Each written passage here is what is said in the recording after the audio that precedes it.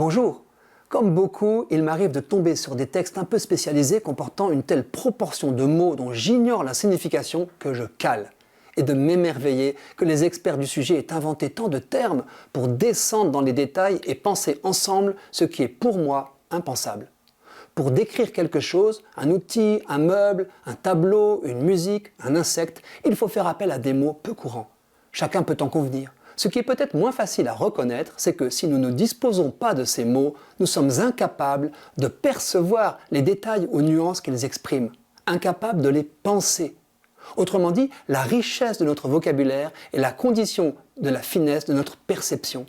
Des chercheurs ont démontré que c'est la panoplie des mots à notre disposition qui détermine, mais aussi limite, notre compréhension des choses. Le cas du blanc est bien connu. Pour saisir les nuances d'un blanc, le vocabulaire occidental ne dispose que de quelques mots. Un blanc peut être mat, brillant, cassé, écru, crème, ivoire.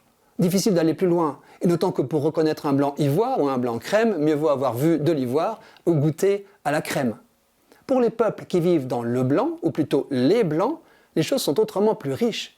Des communautés d'Inuits disposeraient de plusieurs dizaines de mots pour décrire la foison des blancs de leur environnement. Leur langue reflète la finesse de perception de ce qui se joue dans la neige et la glace. Il nous faudrait les maîtriser tous pour accéder à leur monde et à leurs pensées. Car ce qui ne peut pas être nommé ne sera pas perçu ou le sera mal. Je le vérifie souvent en constatant que mes amis confondent allègrement les papillons communs d'espèces différentes dont ils ignorent le nom. On peut transposer aux arbres, aux champignons, aux modèles d'automobiles, etc. Dans chaque domaine, ce qui nous paraît uniforme était en réalité le reflet de la platitude de notre savoir. Pour ceux qui s'intéressent à l'astronomie, distinguer une étoile d'une planète ne suffit pas. J'ai croisé il y a quelques jours une phrase de Marcel Proust qui m'a éclairé. Son personnage, Charles Swann, écoute dans un salon une pièce de musique qu'il a déjà entendue.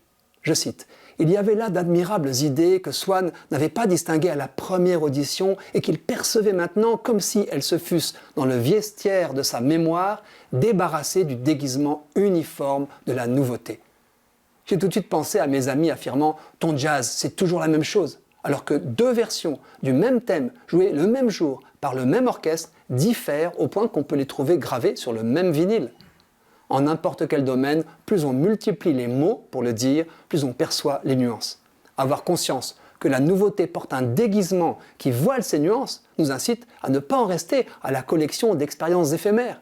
C'est encore un appel à approfondir, prendre le temps d'apprendre, de décrire en découvrant toujours davantage de richesses. Que le grand livre de la création, enluminé par l'humanité, reste insondable, toujours à découvrir en apprenant de nouveaux mots, c'est une bonne nouvelle.